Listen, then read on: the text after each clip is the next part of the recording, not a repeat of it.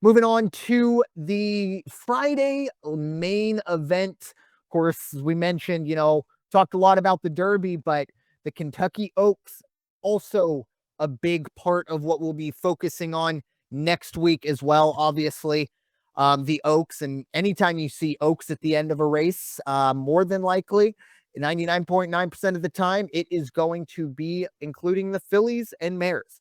But we do have the Fillies running here, obviously 3-year-olds only.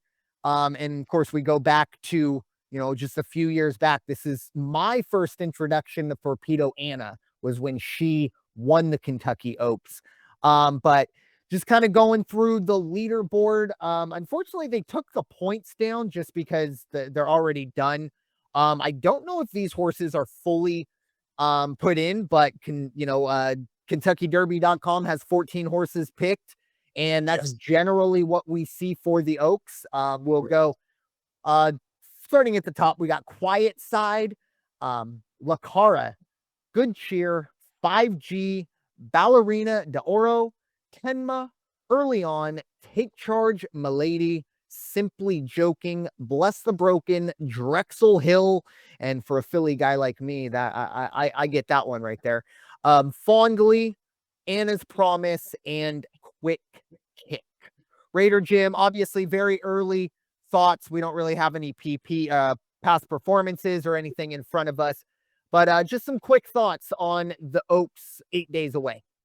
Yeah, and again, most people who listen to this probably already know what the Kentucky Oaks is. Some of you who may not or don't pay that much attention to it, do not consider this the lesser of races next week or Derby week, because let me tell you, 1 1/8 mile, they're going for 1 1/4 or 1.5 million, 750,000 to the winner. And this is not the lesser of two races, because it was 2024 when, as my friend just said here, Torpedo Anna won the Oaks and became the horse of the year. That tells you the caliber of running you're going to see when you watch the Kentucky Oaks. The handful of horses that I'm looking at right now, just real quickly, I like Good Cheer. That's Brad Cox and Luis Saez. It's a Godolphin horse also. 6-0 since August of 2024, 2-0 in 2025. Last three races, it has won Grade 2 Goldenrod, Rachel Alexandria, and the Fairgrounds Oaks. This horse means business and doesn't intend to lose anytime soon. After that, I've got Quiet Side, which is John A. Ortiz is the trainer. Jose Ortiz is the jockey.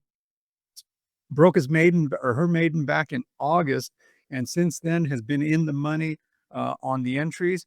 2 trips to the winner's circle in the Honeybee Stakes, and then also see, placed in the Grade 1 Spinaway Stakes, which is really something because ran in a Grade 1 after breaking its maiden and was able to put in a performance like that. I thought that was just fantastic.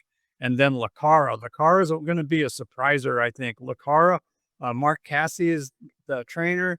Dylan Davis is the jockey, and Dylan Davis doesn't have the ring to it for all of us like Flavian Pratt or Jose Ortiz or Irad Ortiz. Right now, Dylan Davis for 2025 is sitting as the 4th or 5th best jockey for the year. So he's having himself quite a year. LaCava 9 starts since May of last year, 6 times in the money, 2 wins, 2 places already in 2025, and an impressive win the last time out on the 7th of April, went wire to wire in the Grade 1 Ashland Stakes at Keeneland. Wire to wire. That horse went off at almost 10-1. Had a fantastic race. And that's why, if you look overall, you say, it doesn't seem to be the caliber to keep up with Quiet Side or maybe even, Good Cheer. But don't be surprised if the car is going to make a race of it.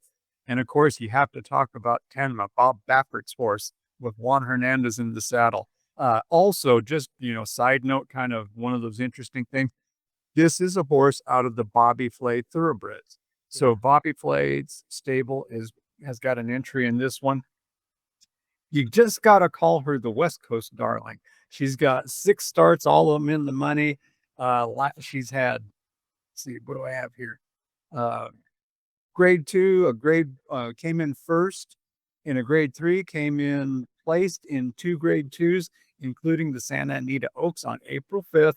Uh, Interesting listening to a couple of handicappers from the other side of the nation talk about Tenma and some of the other horses. They say, the thing is, if it's a Baffert horse, it's probably only run at Santa Anita, at Del Mar, and you have to find films and go back and look at the highlight films, as opposed to, you go over there and horses are running in Keeneland, horses run at Churchill, horses run at Aqueduct and Pimlico.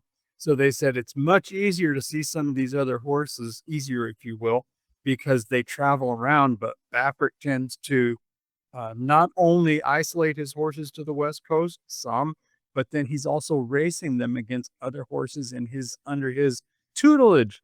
And therefore, what's the competition really? So kind of an interesting take on it. The last horse for the Oaks for me is Take Charge Milady. Kenneth McPeak is the trainer. Brian J. Hernandez Jr. is the jockey. Take Charge Milady, little inconsistent, but not really that inconsistent. Has had some good success this year, and don't be surprised you also see that horse making it a race.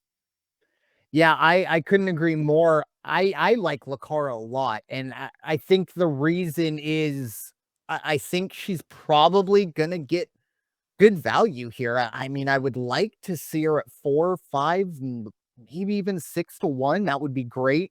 I do expect Quiet Side to be the morning line favorite.